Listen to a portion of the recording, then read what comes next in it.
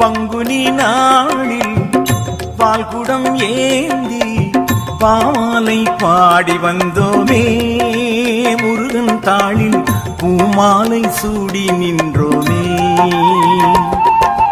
கார்த்திகை மாதம் கண்மணி வேலன் கோயில் வந்தோமே, குமரன் காவடி ஏந்துகின்றோமே, அழகன் முருகன் சேவடி போற்றுகின்றோமே.